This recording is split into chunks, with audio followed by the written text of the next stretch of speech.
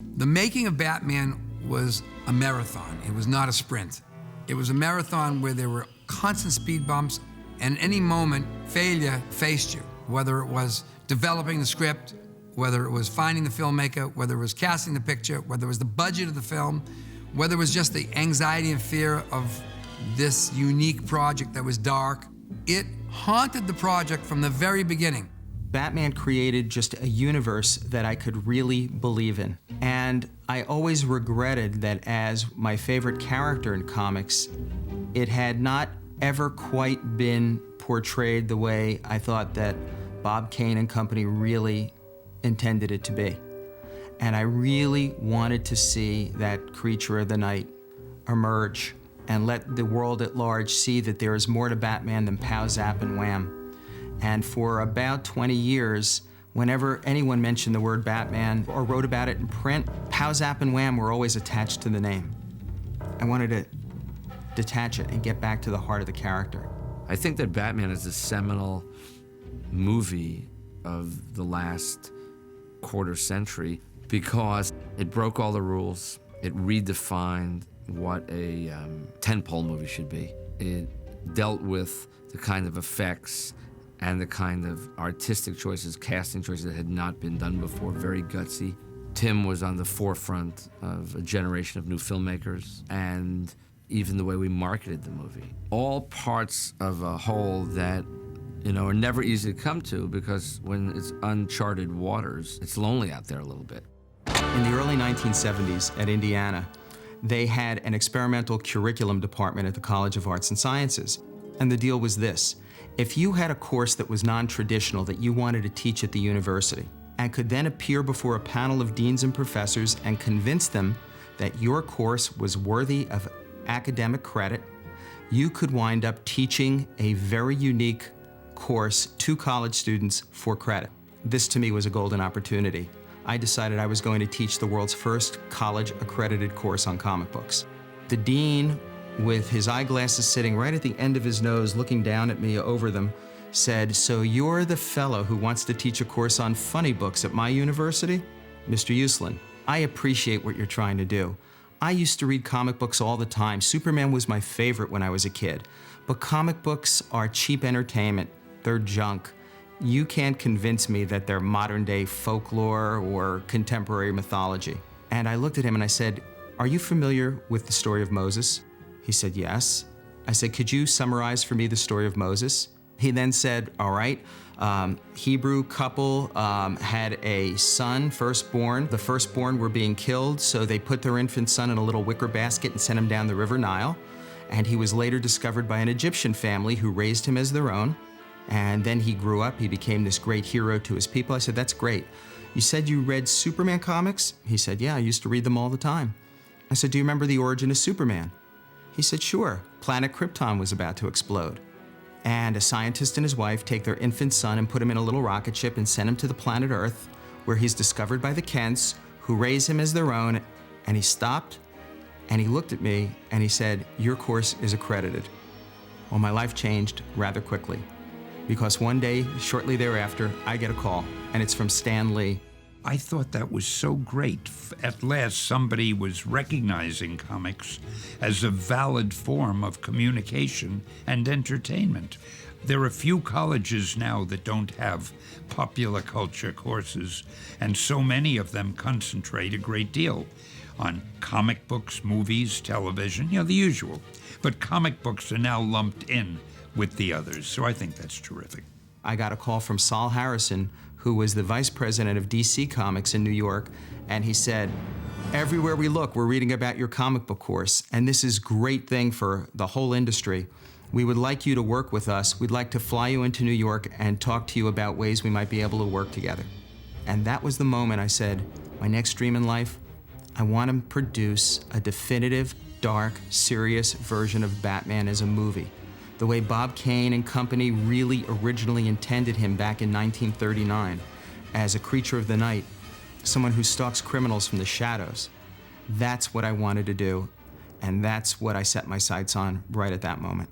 As the fates would have it, I wound up getting a job with United Artists in New York City. It was the only studio based in New York City at the time, and I had the great fortune of meeting Ben Melniker. My son Charles told me that a young lawyer with whom he was working at United Artists said that he would like to talk to me about Batman. I try to explain to Ben how I thought Batman could really work as a movie, why it was important to do it dark and seriously, that we could really reinvent the whole genre of what is a comic book movie, what is a comic book superhero. I did tell him that I thought his ideas were absolutely electrifying. And the next step, of course, was to make the deal with DC Comics. We did make the deal to secure an option on the motion picture rights, including animation, but excluding television, for Batman and all of the characters in the Batman world. And on October 3rd, 1979, Bat Film Productions, Inc. was formed, the deal was signed, the money was paid, and I thought we were off running to the races. Much to my surprise and chagrin, I was turned down by every single studio in Hollywood. These studio people we approached didn't like the project. And after maybe 5 or 6 or so of rebuffs like that, the thought occurred to me. A person I knew, Peter Guba, and his partner, Neil Bogart, had a company called Casablanca. I put the call in, and I don't think I had more than a 2 to 3 minute conversation with Peter when he said, "Get Michael and come out here right away." I think it was about 3 days later, we were in Los Angeles, pitched the whole thing in person to Peter, and he said, "I get it, serious, dark, this is what we're gonna do. Go into our business affairs guy and don't leave here until we have a deal." And about 3 days later, we had our deal, and thus began what would turn out to be a 10-year odyssey to bring Batman to the silver screen. At that time, we were associated with Universal. The property itself was a DC comic, and DC was part of Warner Brothers at that time. And we looked at the project, presented it to Universal as a project to develop, and they passed on it. At that time, Frank Wells was the top mojo at Warner Brothers, and he was eager to get the property back under their wings because he looked at it as an asset that shouldn't be developed or exploited away from the Warner's family, since they owned the legacy of Batman, and it was a cornerstone of the DC comic company. And I remember that his eagerness led us to a deal with Warner Brothers, and I think that was really what started the whole process going. When I came to Warner Brothers in 1980 and Bob Daly came a few months thereafter, they had, of course, at Warner's made Superman.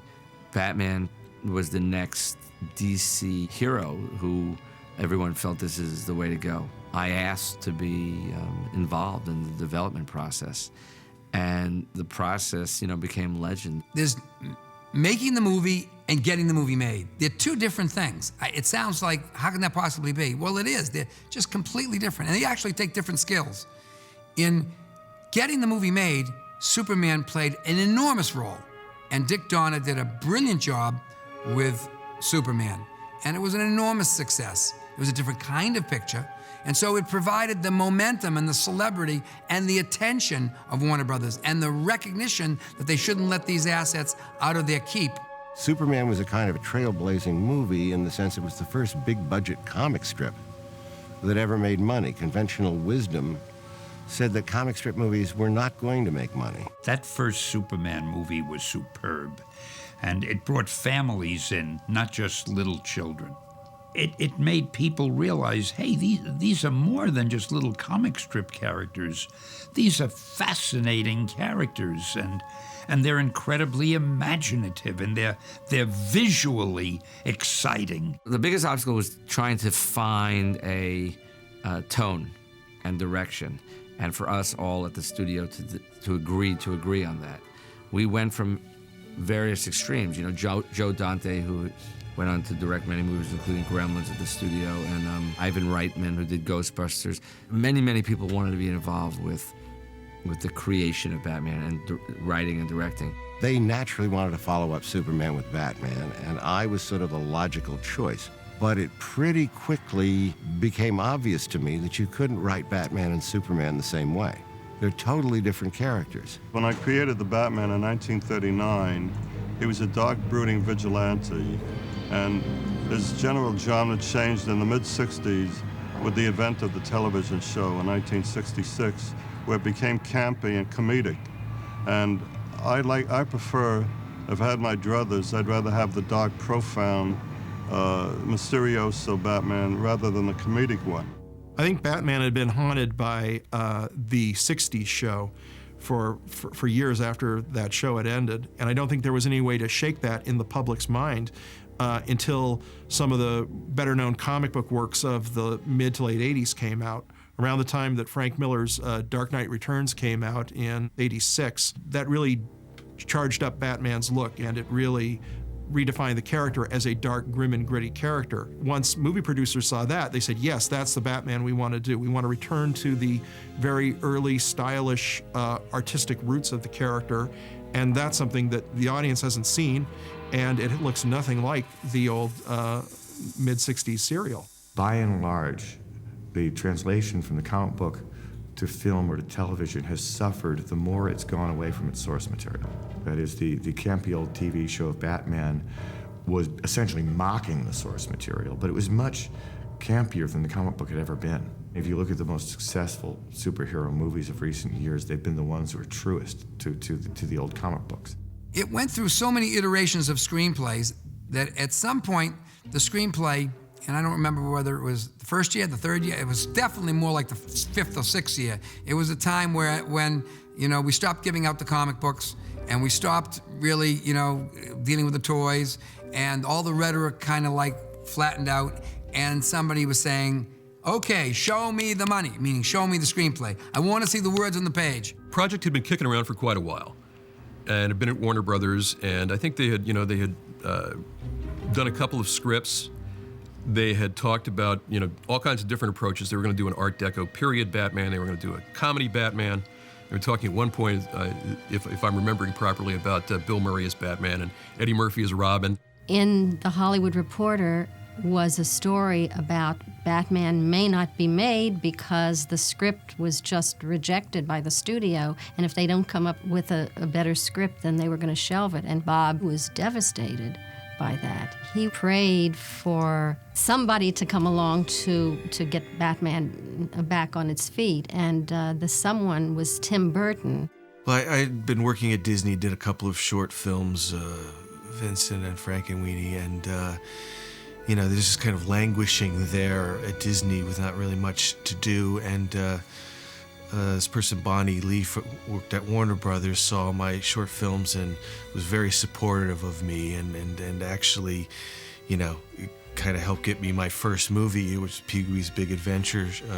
She showed short films to Paul Rubens and the producers of that, and so it was great. It was actually one of the simplest, easiest jobs. I actually had more trouble getting a job in a restaurant than I did getting that job, which was I was very grateful for, because that sort of got me started, and started at Warner Brothers. I had wound up having an overall deal, a writing deal, at Warner's, and my mentor there was an executive named Bonnie Lee. And eventually one day, I met Tim in her office. We got along pretty well. And a couple of weeks later, I was talking to Bonnie, and she said, Tim asked if you'd come over to his office. And I said, sure, I'd be happy to. So I went over to Tim's office, and we sat around and shot the shit for a while. And at the end of the meeting, he says, well, would you be interested in taking a look at this Batman thing? And I said, finally, yes. Yes, I would. If you insist, Tim, I would be willing to take a look at this Batman thing, just as a personal favor to you. I got to working on the script and got to working on the thing with Sam before Beetlejuice was released. I mean, because I actually, didn't quite get the green light until Beetlejuice was released. I think they were sort of waiting to see. I mean, they believed in me, but I think there was that final piece of the puzzle, like, well, did his last movie is it going to make some money, And so once the first weekend, once Beetlejuice opened, it looked like it was going to be a relatively, be okay. That's when we got the green light to do Batman. I mean, I'd been working on it, though, up until that point. Here came along a fellow in Tim Burton who liked the original material and liked the comic material and had a sensibility because he was a graphic artist. He came out of that milieu. So he had a sensibility about the material, and yet he'd already made films, and quirky, unique films. There was a danger in that because it didn't look like what everyone thought it was. But the value of that was the imagination and the intuition took everybody to another place. And what he baked into the process was the most important element in a film. He built risk into it. He said, I'm going to take this to another place where there is not a lot of certainty. I'm going to give you variety. And that scares people, scares studios, financiers, and it did all the way up the food chain till the very end. But that was the component that helped, that very risk component helped get it made and helped make it what it is.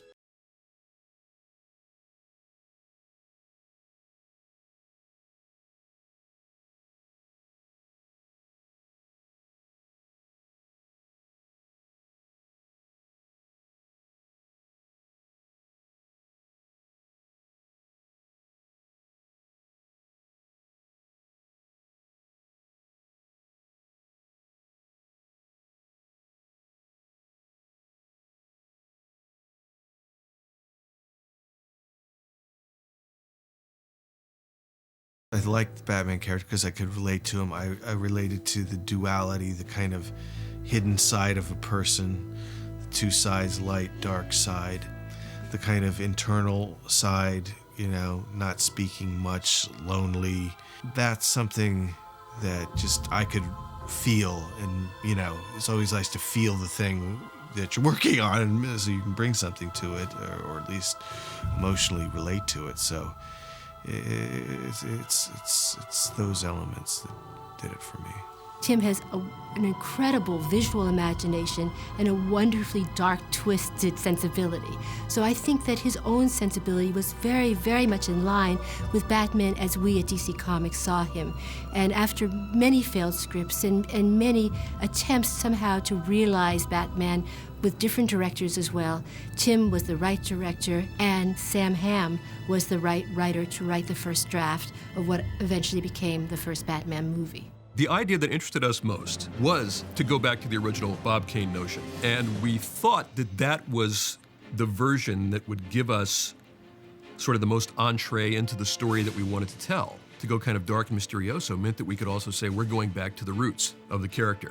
You know, we're kind of paring away all the detours that the character has taken over the years and trying to, you know, zero in on what this original concept was and what made it stick around for 50 years. Sam's approach, you know, was, I thought, really the right thing, you know, just it's in the same vein as those other comics, just taking it a bit more seriously, exploring the psychology of it. I mean, it felt like kind of new territory for that kind of movie at the time. Most of the first two acts are Sam Hamm, and then Warren came in, you know, may he rest in peace, and he did a good job. Sam's script was a lot like the movie that turned out, and Sam did a great job, and his whole sensibility was in there and fun and everything.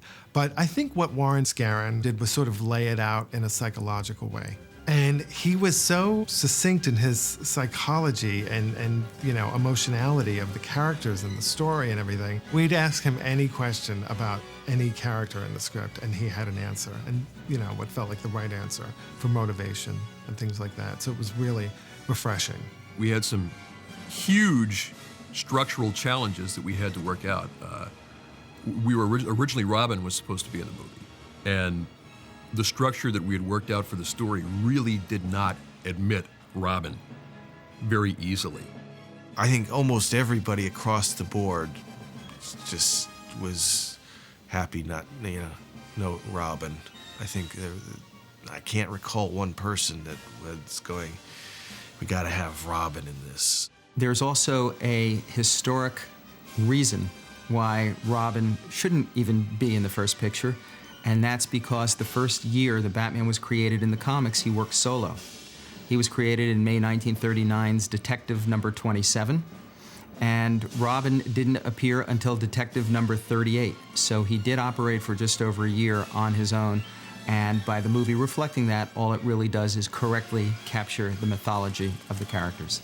I think the process was a normal one, but somewhere along the line we just realized it had to be authentic. That's the word. We wanted it to be darker. Bob Kane got in the process. You know, we did a lot of homework with Jeanette Kahn, who was running DC in those days. We all encouraged each other to stick to what the real Batman was. And of course, Tim was the key to that. If Burton had fallen out of the project would have collapsed. When you add a component in that's so vital to it, and it gets going, and that person were to move away from the project or leave it or abandon it, it's very hard to get another vision keeper. It's very difficult, not impossible. But at that stage, with that kind of quirky project, with something that was becoming so much of his vision, that it was difficult. Now we had a balancing act. We had to keep him in and keep him very aggressive and active on the project, and yet we didn't want to let the project run away with itself. So we're balancing a lot of forces in getting this film made. 67, take one. Action!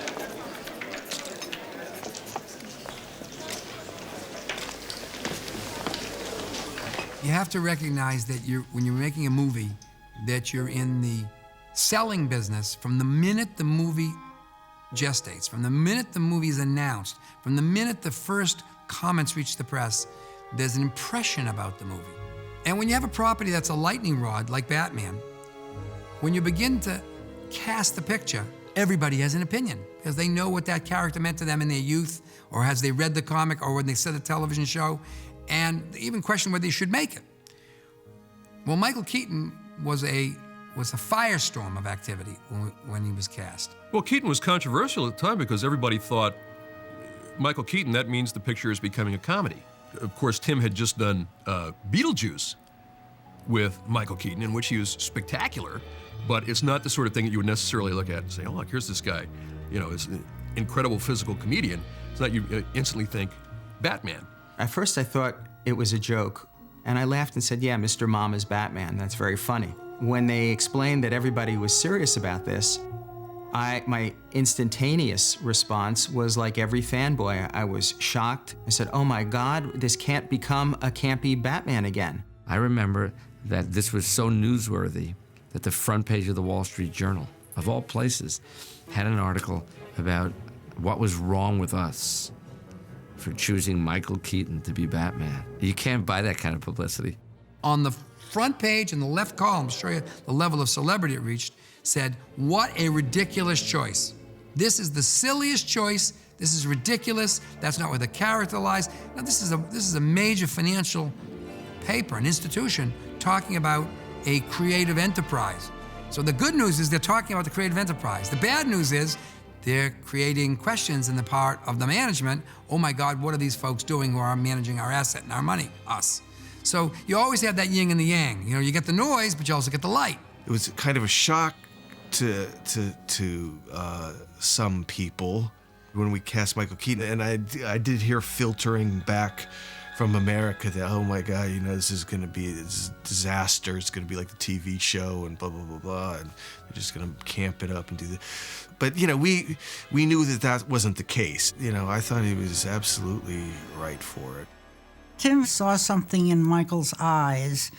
They were very alive and interesting, and a lot of the time he was wearing a mask or a cowl, and he needed what came from his eyes. I had cast Michael before that in a picture called Clean and Sober, and I knew he was a fine actor, but the eyes got him the job. It's like with Michael, you look at him and he's just got those eyes and he looks crazy and he looks just like, but he also doesn't look like a superhero. It's like he looks like a guy who would need to dress up like a bat for effect. The comfort zone was Tim Burton. I knew I at least, you know, could put my trust in someone, at least to some degree, you know, even though it was a huge challenge to him and a risk to him too. It doesn't seem like that probably, but it was just a difficult movie to do and a big thing to pull off. When he called me and said, I'm doing Batman and I'd like to do it, had it not been him, I wouldn't have even read the thing. But I figured if it's coming from him, this is worth reading. And then I knew immediately who this guy was. I just knew what I would have done.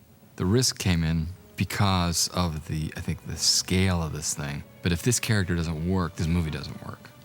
Now, I kind of knew that, but I didn't want to think about that, or I was a dead man.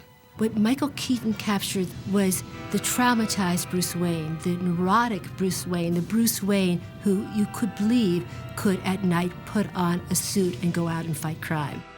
Tim indicated, I don't exactly know how to put a serious actor into a Batman costume without getting inadvertent laughs from the audience. He said, but he did know that with Michael Keaton, they could create a portrayal of this driven and consumed Bruce Wayne, and audiences would go, yeah, he could do this, he would do that, and thus the suspension of disbelief. Michael Keaton has a quality, when I watch him as a performer or as a personality, and even working with him while I was watching him, he has three qualities. There's a comic quality, there's a vulnerability, but there's also something underneath. You feel that there's something underneath going on. There's a mystery there. Michael was phenomenal. I adored him as Batman, and I know there had been some controversy, and some people they were very reserved about that choice at first, and I thought I got it immediately. And there was something about Michael that I could just see as an orphaned child. I bought it. I bought it from day one. Being a big fan of irony, I just think it's great from, sitting back and looking at it all. I just think this is great fun. But no real vindication. I mean, it wasn't all that severe, just people saying, except for the hundreds of thousands of people who were protesting in the streets, I guess. And when they hung me in effigy, that was a little, for me, harsh. There was a conversation about who should play the Joker. And there were, as with Batman, there were names, Robin Williams, so many actors wanted to be the Joker that everyone had to be dealt with appropriately. Jack Nicholson as the Joker, it's like you don't have to be a casting director. Nobody even have to say anything. That was just everybody's first choice, because he is the Joker. There's just no question about it. The fear is almost more like he's almost too perfect, but he's so great that he even transcends that. He even goes beyond your expectations just because he's so good. We had known Jack Nicholson for a while, and the idea was, would Jack play a role like that? This is not the kind of film Jack Nicholson played in. This is the guy from The Last Detail and One Flew Over the Cuckoo's Nest. We're talking about a force of nature, an acting force of nature. Jack was never one to just work with a director. There was no actor alive who respects a filmmaker more once he decides to do it. But he has to decide to do it. So Tim had to convince Jack that he was right. And I remember we went up to Aspen, and Jack says, let's go riding. He's going to meet Tim Burton. And Tim says, I don't ride. And I said to him, you do today, And there's a picture of him on the horse with Jack. And Jack's a good rider, really good rider. And Tim Burton looks like he discovered God on that horse. I was terrified, and it's like, I'm out with Peter Guber and Jack Nicholson on horseback, up in Aspen. I'm going, I didn't realize this was, horseback riding was part of my job description, but it was, it was a surreal moment. He was not a happy camper, but he did it, and Jack committed to the project. I don't know because of the horse riding, but I think that they had a good bonding there, and that moved the project yet further ahead. Once, somebody like him gets involved, it just raises the bar of everything else, and just creates a buzz about it, an excitement that just permeates everything, really. I was afraid because of my feel of the television series and the way movies tend to be done and talked about. I didn't want this to go through the normal, let's brighten it up for the kids, I thought this was a very strong, in every way, transitional movie about the genre and really why they wanted me in there. In other words, on a superficial level at that moment, it gave it, this is not just another cartoon movie. It changed the nature of the comic framework into a film, from a movie into a film with the inclusion of Jack Nicholson. There was something to be discovered there by the critics and by the media, because they would find it intriguing that Jack wanted to do that. Part of the thinking in getting Nicholson was really similar going back to the Marlon Brando concept in the first Superman picture. You get such a great deal of respectability for the picture, for what you're trying to do, that not only does that help bring audiences in from young to old, but it also makes it very attractive to other major stars to want to become the next Batman villain, to follow in the footsteps of Jack Nicholson. When Jack entered the movie, the balance of the movie started to shift a little bit. So you wanted to, play to your strengths. The Joker became a little bit more than he actually was in the earlier drafts, which is only smart. You make the changes. It's no different than a sports team making the adjustments at halftime or something like that. To this day, I always took this performance more seriously than probably anybody in the world, because I looked at it that way. My early experience told me from working for an audience full of children, the more you scare them, the more they like it. The worse you are, the better, because that was my response to the Joker. I mean, after all, this is a hateful occurrence, this man, and if you looked at it literally, every kid loves this guy, I believe, and I particularly love just the name, Joker. It's fantastic. The studio felt the marquee of Michael Keaton and Jack Nicholson changed the nature of the film, and he recognized that, and they negotiated a very strong deal, especially in the back end, because it was a short schedule. It turned out not to be a short schedule, though. And because of his presence, and because of his performance, and because of the weight of his existence, really, he made an incredible, indelible imprint on that genre and on that film, and made a lot of money, and deservedly so. Vicki Vale was originally Sean Young. It wasn't Kim Basinger. Kim had to come flying at the last second. Sean Young was there. She was there for 4 or 5 weeks of pre-production, and Sean wanted to go and practice her horse riding, but she fell off, and we were about a week away from shooting. Falling off that horse was something that just kind of, I couldn't hang on. I just couldn't hang on, and there's kind of a poetic symbolism about that. It's like, in a way, I look back at that particular time in my life and I go, wow, I wish I'd been able to hang on to that horse.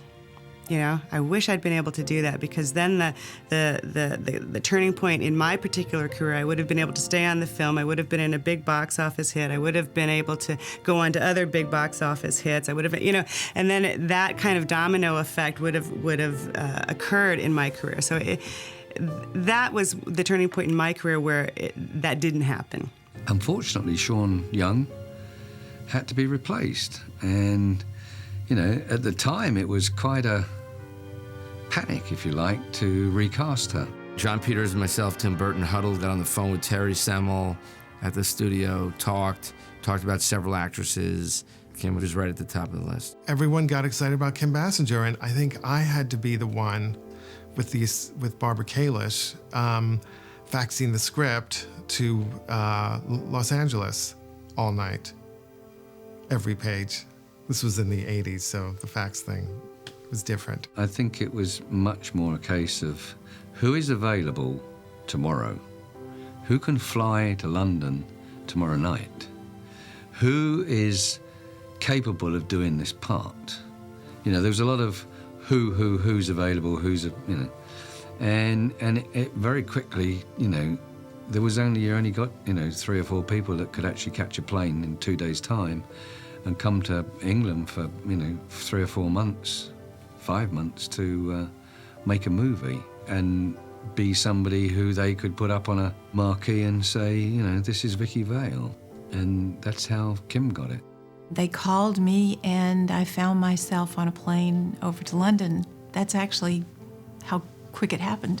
I had no time to think. I just found myself walking onto a set, and I remember the first day I walked on the set, I said, this is not a movie. This is an experience. This is a phenomenon. This is just, I just knew in my heart this was going to be far more than just your average movie. Kim luckily came in last minute, and it was kind of, I think probably a strange circumstance for her, because she's kind of like last minute thrown into this sort of boys club, you know, all these guys, you know, where's the girl, you know, but she was great. I think she gave a really solid, I mean, she, you know, with this kind of material, somebody like that, her and Michael and the other actors that give it a grounding, you know, you're taking this sort of fantastic material, but trying to find a reality in it. And she was always trying to, you know, just find that real strong, simple reality. And I think it helps this kind of a film quite a lot. It was like Alice in Wonderland. I mean, it really was. I didn't know what to think of it. I really didn't know at first. And I was submerged in just a small fraction of it with the car and, of course, Michael and his outfit. It was just wow. It really was wow. Things that keep you going in a shoot are the actors and the crew and what you're seeing, you know, and therefore that's really it. And I remember Pat Hingle, Billy D. Williams, Michael Gough. I mean, everybody that we got in there are real, you know, great actors and just up the level of what the project was. I like working with him because he leaves it, he gives you the problem, he explains how it works and says, now play with it. He does leave a lot to you, and that's exciting, and encourages you to go in that direction, you know? Tim doesn't live here on the ground with the rest of it. He lives up there somewhere on a cloud somewhere. I mean, his whole thinking, you know, he's brilliant, but he's just not one of us Earth people. He was so tuned in on the take, you know, on the whole thing, Tim. I mean, this is Tim's creation. I mean, John Peters, got to give him credit to Peter and John for putting it together and staying with it for a long period of time, because they went through a lot of drafts. But, you know, it's Tim. I mean, I have to say Tim. So those are the forces that were at work. Each one helped the other. And that was what you wanted to try to have happen. And I think the chemistry that Tim and the studio and ourselves brought to it was as much by the movie god as it was by our own divining and skill powers. I mean, the movie god plays a role in it. It's like you have to work real hard, get the right thing, and get a little lucky.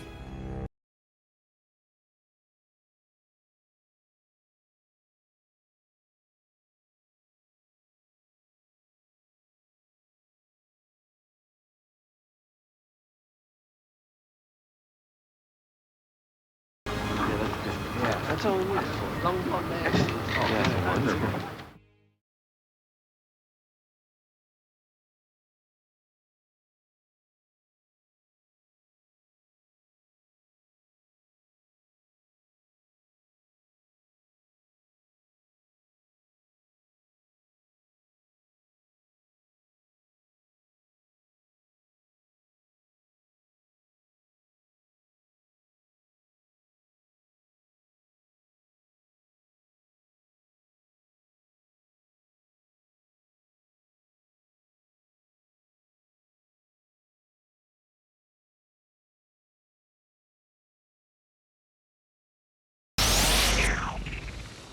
Again, Michael, it's what you're suggesting is an interesting thing, because you don't want it to look like you want it to look like you're wounded, but you're still going for it. Do you know what I mean? At the time, people tend to forget Batman was the biggest movie of all time, most expensive movie.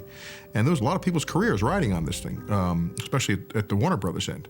A lot of money involved in this thing. The set at Pinewood Studios was spectacular. There was nothing like Gotham City. I can't quite explain why movies like this are difficult to keep track of, except to say they are enormous. And I'm amazed at Tim and everyone else who worked on it. I mean, everyone else who worked on it, because everyone has to kind of keep up with it. One of the things I think I had about this movie is I knew how big it was going to be. You know, I knew this. For instance, they had a good feeling about it, but in the area which I'm involved in, I don't care, but I mean, it also cost me some dough. They were totally unprepared for the level of the success of the movie. It was Tim's vision. It was his eye. You know, once you bought that, you bought that eye. The question was, how much does it cost, and where can you make it less expensive? Not cheap, less expensive, or as inexpensively or as controlled as possible. And that brought us to England to do that. It was a big movie, and there wasn't really the space at Warner's to do it. So there wasn't a lot going on in England. So Pinewood Studios seemed like a really prime candidate because it had the space and it had a backlot area where you could build out on, which was nice. And it was, had the artists and, talented people to make a project like that go. And for me, it's a way of sort of being away from all of the business side. We were trying to focus on the movie, which was important and good, and kind of away from all of the hype that was back in America about it. Because when you're making a movie, you don't like get caught up in all that because you have to make it. So I think it turned out the right place to do it. I think a lot of it, I'm sure, was Anton first, who was an incredible, dark, interesting character. If you looked at Anton, he could have played a part in Batman very easily, not as good as Tim Burton. So you had these two guys, and you had Roger Pratt, who's a wonderful photographer. I guess really kind of balancing the two out a little bit, because Anton would go off and crazy ideas that sometimes weren't possible. His team were bringing back a bit. Tim had really wonderful ideas. He knew exactly the look he wanted. It was a tough shoot during the winter of '88, December, a long night. So we used to be filming up on the Gotham streets, and you'd start at 4 o'clock in the afternoon. It was already dark in England, and you'd film right through till 5 or 6 in the morning. It was still dark. You never saw daylight, and it went on for weeks on end. It was a difficult shoot because it was, for the entire shoot, it was a 6-day shoot. But I don't think I'd ever do it again because I found it quite counterproductive. I mean, if you're shooting a movie, you're basically working every day anyway. So if you're shooting 6 days, though, you don't have really any time to prepare for the next week. So I kind of felt like a fighter in the middle of a fight who didn't have time to take a break, just take a step back. So it was a difficult shoot that way, and it was, in the winter at night. So like for 3 months, I didn't think I saw daylight at all. Once we got in production, the astounding thing to me about Tim was and is the unshakable central self-confidence and lack of fear that he has. When I watched him, this was part of the scuttlebutt. His Batman was the biggest production in history in England in terms of production costs and so forth and so on. And watching him, and you see this, I'm pretty low-key, you'd see it on me. You don't see pressure on this kid. I'm thinking, geez, this guy's in his early 20s. He's got the biggest budget in history. It's not even a factor. He just goes about his business and does it. Being relatively new to, the first big movie, I was very grateful for Jack's support because, he told me, he just said, don't let them, you just get what you need, and don't let them get to you and that kind of thing. It just was really cool that way and helping me get through the process. Tim was under a lot of pressure. He hadn't had that big blockbuster yet, so it wasn't like, whatever you want, Mr. Burton. So there was definitely pressure. I mean, there was pressure between him and John Peters at times, and I think John, made some good contributions.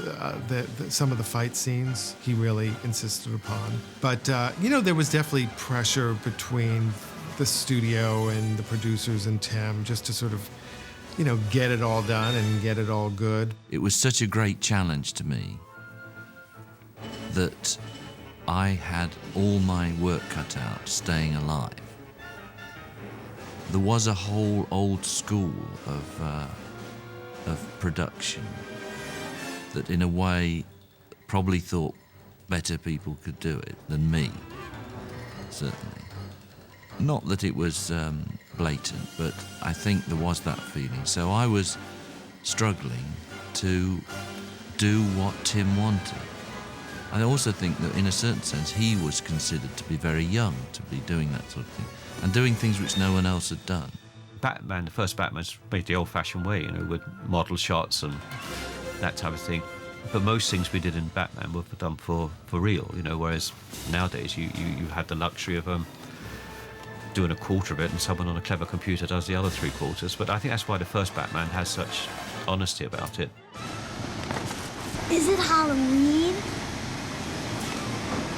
Part of what went very right on this picture, collaborative ideas on a real level, about the material itself. Halfway through shooting,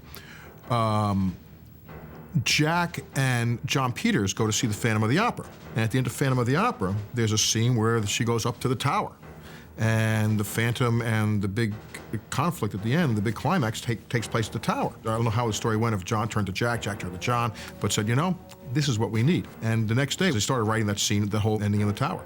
A script is a blueprint. It isn't the Bible.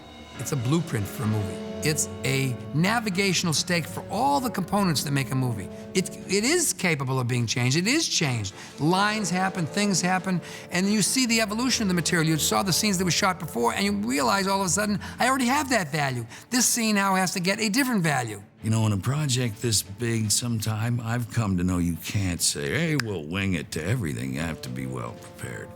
But having said that, because of the original freedom and gradual trust with the whole group of people making the movie, a lot of this movie comes from just moments of improvisational inspiration right there. Some before, or overnight, or as you went. Some actually while you're doing it. You know, there's certain little punch-up things you want to do, dialogue here, this, you know, a little bit more Joker this, Batman that, you know, little things. But those little things end up sort of turning into big things, you know, and it also has to do with budget and things and what can we do, what can we not do. By suggesting a few little changes sometimes, it sometimes has a tendency to kind of just... And I didn't write that one either. I mean, I've been asked about it so many times. That's the one that they asked me about. It's, how could you have Alfred just let Vicki into the Batcave? And I have to say, you know, I agree with you. That is Alfred's last day of employment at Wayne Manor. The idea that script changes, of course it changes. It's just a blueprint. And of course actors ad lib. And of course the lighting changes. And of course opportunities arise. That's why it's called filmmaking. You know what I mean? You're making something. You know, it's the process that makes the magic. We work give and take together. A lot of the spirit of what we all wound up going for in the script, in refining and in the shooting of the picture comes from that kind of thinking and, you know, fun kind of collaboration. I was working up these ideas, and there was a lot of skepticism about whether I was the right guy for the film, which I understood because I'd never done a big film, I'd never done a big budget film, I'd never done an action film. So I really had to prove myself, and I'll never forget, there's a presentation I had to make. John Peters was there, who I think was very skeptical. I know he was skeptical. And Tim was there, and I was playing this idea and that idea. It was a little bit scattered because that's the way my brain works. And John didn't understand this process, and I could see his face was like, I could already see like the bubble over his head. Wonder if this composer is available or that composer. And then Tim said, play the march, play the march, play the march. And I put on this Batman march, and John jumped out of his chair, really just almost started dancing around the room. It just definitely was not an easy, relaxed project, but I've learned since then that none of these, you know, kind of shows like that ever are. Yeah, and even if at the end of it too, because I don't know, she's moving her head up. Yeah, she's moving her head up. So. Once you set the date for a film, you say, we're going out, and you declare that date to the marketplace on June 19th, a set of forces are in action. You set that whole motion in action. The exhibitors, the distributors, the media, all the people, and everybody builds towards that date. It's very perilous to change it. Very perilous. I don't mean to change it a day or two, but you start changing it a week or a month, three things happen. One, they think the film's no good. Two, it costs an enormous amount of more money. And three, you get out of sync with all the forces that you've used to market the film, to bring it to that moment where the expectation of the audience is realized by the movie. So what you really want to look at is, once a studio picks a date, it creates a lot of force for you, but it creates a lot of drama around you. It's hard now to explain just how unique the anticipation was for Batman, and the explosive nature of the fans and the movie-going audience as it was gearing up and getting closer and closer to its release date. At the time when we made the movie, there was no real talk of the word franchise or real market, not a lot of merchandise. It was sort of pre all of that kind of stuff that now is just commonplace, really. The first Batman movie, in my estimation, was the best marketed movie in the history of film. It was incredible. You couldn't walk 10 feet without seeing someone in a Batman t-shirt or a Batman baseball cap. People were buying the Batman ties, the t-shirts, the hats, the cufflinks, the underwear, everything. It was like pajamas. That Halloween, the next Halloween, everyone wanted to be Batman. I think when I saw the Batman cereal, that's when it hit me, you know. Whoa. Every bit of joke or byproduct and paraphernalia sold before the movie was released. They were out. They could have sold billions and billions more of these things, but you know, you make these situations, you gotta make the deals, gotta be manufactured, shipped, all this. You can't just say, give me 2,000 more Joker, you know what I mean? So, in a way that's uncommon, you know, apropos of hype or this or that, they had more customers than they had product for this particular movie. I remember one day somebody brought in a logo and we all looked at it and said, what is that? It looks like somebody inside of somebody's throat. It was the logo for Batman. What made it unique is you didn't know exactly what it was for the first second. And then, like so many visual images, it emerged exactly what it was, so it required something to happen in your brain. And that risk of that logo embodied the aesthetic, cinematic equivalent of the risk of the film. This is beautiful. You know what I mean? This is a great piece of graphic art. And you know, that goes all the way back to Bob Kane. That emblem, and the Batman emblem, that's what really sold everything. That emblem. Didn't have to say more. You didn't have to do anything but show those bat wings. I remember sitting there watching what must have been like maybe 90 seconds of the trailer on TV and going like, wow, that looks great. Nicholson looks phenomenal and scary, and the suit looks good, and the darkness and the world, I was thinking like, oh, this rocks. This is gonna be really, really good. It, of course, unfortunately also became the hot item at comic book and science fiction conventions as people started paying up to $25 just to get a copy of the trailer. Bus stations where the posters were being broken into and people were taking the posters out. There was a dearth of posters all around that had to continually be replaced. Something very different, something very big was brewing. And again, it comes back to this masterful marketing strategy that the studio had put together. I can remember the single piece of hype that I did, though. So now the year it's coming, this is the way I felt about this movie. The year it's coming out, I'm down to the Oscars, where all of show business is there and so forth. And I run, Jack Valenti, a friend of mine, comes up to me. I'm in the toilet catching a break downstairs. And Jack comes up and says, well, you know, he's very enthusiastic, man. I'm the Batman. And into my head flew this. I looked him in the eye and said, Jack, let me tell you something serious. There isn't a single person in the movie industry qualified to estimate the top on Batman. He said, what? You guy, what?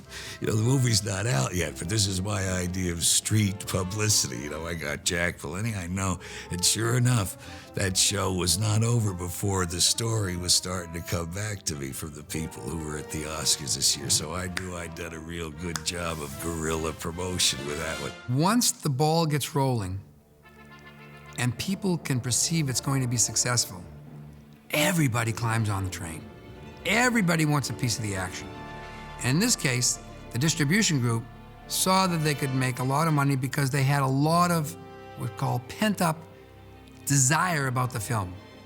Not just curiosity, desire. Not just interest, but definite interest. Number one interest, seeing it first, and across a broad core. A very wide age audience was looking at it.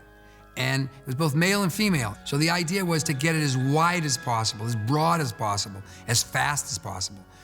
And this was one of the first films, if not the first film, that set the stage for one of these mega releases. You know, a large number of screens, a very concentrated media push in that week area in order to grab all the money in and create a firestorm, create something that would feed on itself rather than having to be fed by further advertising. And it was a bold stroke. The idea was one which said that if there was a failure, it would be on a grand scale. We couldn't have been happier in the summer of '89. I mean, it was so wonderful to see another DC comic book character on the big screen in a way that did things that movies did that we couldn't do in the comics, and yet at the same time were true to the underlying material. That was a thrill. Holy Hollywood premiere. It's the LA opening of Batman the movie. Maybe the almost full moon Monday night made the thousands of fans waiting outside the Westwood Theater batty. Some staked out choice viewing spots days earlier just to see the Bat stars come out. The night of the premiere was a very touching moment for both of us, especially Bob. As the car started to turn and we saw, it was like New Year's Eve on Times Square, and Bob looked at me, and even now I get a chill talking about it because his eyes just welled up with tears. He had never experienced this before, you know, and he was thinking, later he said to me, why would so many people like turn up for, you know, something I create? I mean, he just couldn't, you know, he couldn't fathom it. He really couldn't fathom it. But it was just so very touching because that meant the world to him to have that many people turn out. I think the premiere was on a Monday night in Westwood, and by the Wednesday, there were people camped outside the theatre waiting for the movie to open on the Friday. And by Friday, there was a line around the whole block. People dressed up and makeup like the Joker and all sorts of things. It was quite amazing that everybody had been caught up in this whole Batmania thing. Well, no, I think you can really prepare yourself because it's a surprise. I think it's always a surprise to me whether it's a success or failure. I mean, I get equally shocked by both. You know, when you're making a film, some things are in your control and then some things are out of your control. So you try not to dwell too much on the things that are out of your control. George Martin, the great Sir George Martin, I should say, who was the great producer of the Beatles, was once interviewed and said, the great thing about the Beatles is they were of their time. And I think that's important of any blockbuster, of any huge success. You have to be of your time, and the timing has to be right. And the timing was right for Batman. Tim and everybody who worked on that film had pulled it off. The wheel had been reinvented. The whole genre of what we had considered to be comic book movies and movies about superheroes was turned on its head. And this movie truly succeeded. Not only is it that moment of realization that you're one of the few lucky people in this world to have your dream come true, but that everything you had been fighting for really, from the very start, 14 years, 10 years in the actual process itself, everything you hoped and dreamed would happen, happened. On viewing this movie, a lot of what's in the movie I had never seen until I saw the movie. I certainly had never seen a lot of it put together. I mean, I knew my part for many reasons was there in spades, but, you know, I was as entertained as almost the rest of the audience by what he did elsewhere that I wasn't involved in. We caught the spirit. See, it's that balance of grand guignol and understanding the difference between being really bad and being really bad. You know what I mean? It just, we hit the right flavor. We really knew that completing the film, just completing the film and getting out on that date was a monumental task. And there was a sense of relief doing it. And then there was this incredible, almost euphoric experience that happened at the studio and in the business with this film. And you knew it would probably define or help define your own career, because you don't get those every week or every month or every year or even a lifetime. That those are events that the movie god gives you that extra propulsion. And we knew we were being shined on. This is a movie that got everything I think out of it that it could have. The collaboration was great. The work on the set was great. You can't put into words what it's done for the opportunity for other filmmakers, for studios, for fans, for the business, for the history. I think it does remind all of us who still do this that it's okay to shoot for the big ones, you know. When you're involved with a success of that magnitude, it rubs off on everybody. I mean, you know, you're part of the carrying effect. In your life, you're lucky in a career to get a hold of one of these type of things. And those don't come around too often. They just don't come around too often. And you do appreciate every second of it. My only disappointment was I wasn't in the second one, or the other ones. I thought it would make things easier, funny enough. I thought, well, you know, I've had a couple of successes, so it's going to get easier. And so I learned my lesson from there that it was not, and it would never become easy to get a film made.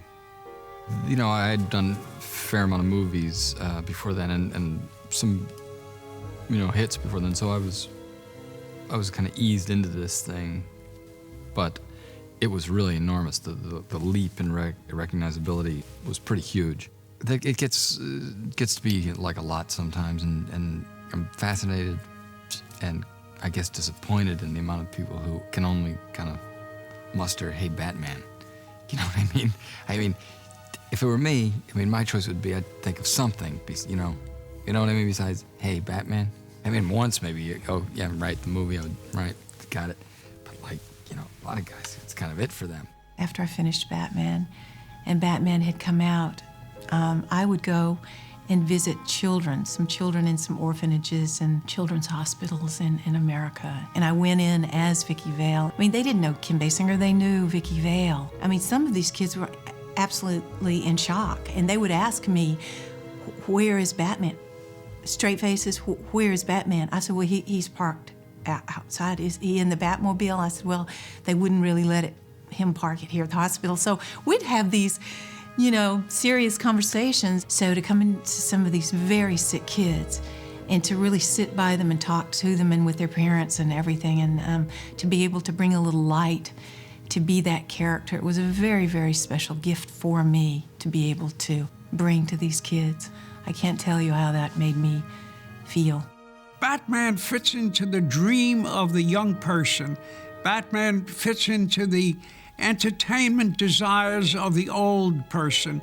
And as the fans grow older, they have a nostalgic feeling of how they felt about this project growing up over the years, and it never leaves them. So you have a generational audience all at one time. It's like they never get tired of baseball, they never get tired of Batman, and I don't think they ever will. I mean, like I said, I feel good. I remember, you know, when we first did the first one, I did feel like, you know, it felt like new territory for the comic book movie, you know, going furthermore, you know, because a lot, just that's what I got out of the comics, because especially when you're a teenager, you're feeling lonely and angst-ridden. You know, comics were an outlet to explore those feelings. So that's what I felt like it was nice to be part. It was like doing that. At least I felt like I hadn't really seen that kind of way before. Batman Phenomena gives me great satisfaction to realize that I have millions of fans in the world, that I created a hero that influenced so many people in the world. And it gives me a wonderful spiritual satisfaction to know that. And it really touches my heart. I feel so gratified that I created a superhero that can reach all elements of our society, and that's quite fulfilling. Exactly 50 years ago in New York City, an 18-year-old boy sat down and created Batman. Now Bob Kane can see his invention spring into life like never before. Well, I was born with a proverbial golden pencil in my hand. I guess I've been drawing ever since I was 5 years old.